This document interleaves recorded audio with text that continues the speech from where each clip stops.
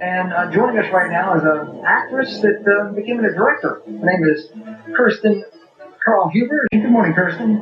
Good morning. Thank you so much for having me. No, you bet. How do you get into this? I've never made any films, so you're talking to a less than novice. Okay, I've never even got my feet wet with it, so I don't know anything about the topic. So fill me in. I know a lot of people are interested in this.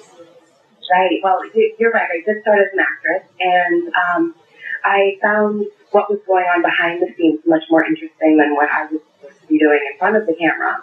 And so I went back to grad school and I got my master's in film production and learned all about how to put a film together from the ground up.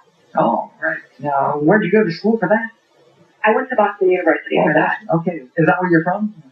I grew up in New England, in Vermont. Yeah. And I had spent a lot of time in New York City as an actress and went back to Boston for school, and now I'm back in New York. All right. And making films? Yes, I am.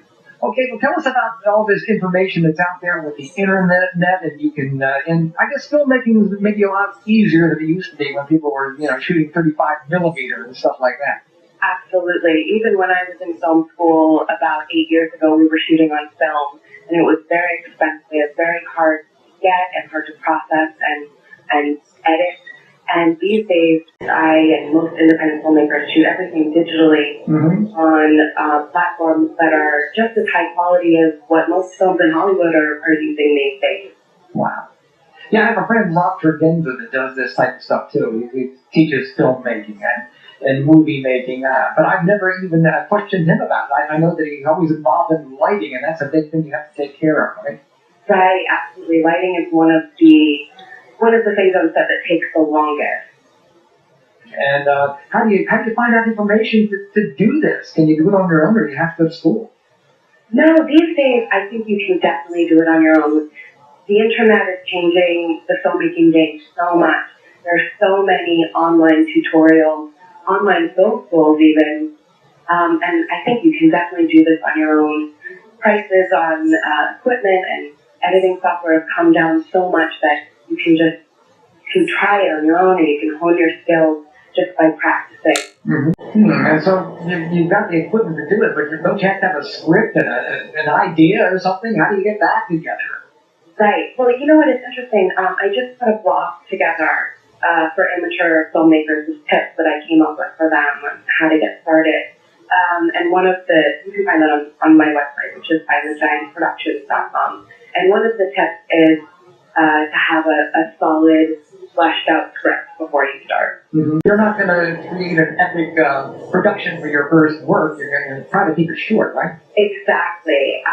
If you're just starting out, I would keep it as short and simple as possible. I'd stay away from shooting a feature film right off the bat or anything overly dramatic or complicated. And I personally found when I was first starting out that it was easiest to film what I know, make that truthful, until I learned how to tell stories visually and then started to branch out. Wow. Are there any places that once you get your feet wet, you can get some funding for maybe some filmmaking? Yeah, it's interesting. There's a whole new platform for filmmakers now, and artists in general online called crowdsourcing.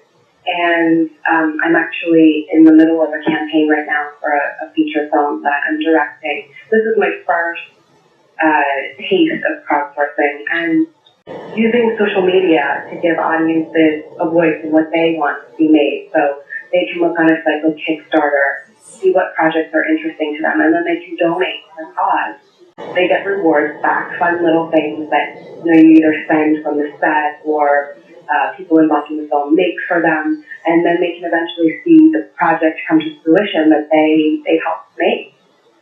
Great. Okay. Now, some of these platforms you use, like what is Final Cut Pro, things like that? Right.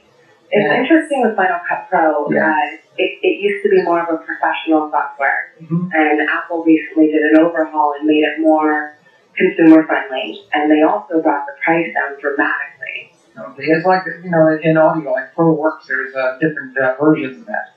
Right, exactly. Because we're from the audio business here, and most of the time we use the Adobe products, but I've had familiarity with some other audio products, so this is a similar thing.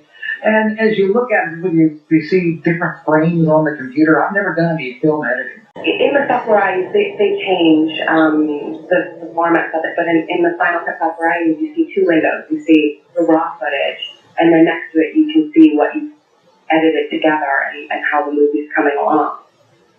Okay, well, for people that are interested in this, give us a suggestion. I guess a good idea maybe to go on your website and even explain more there.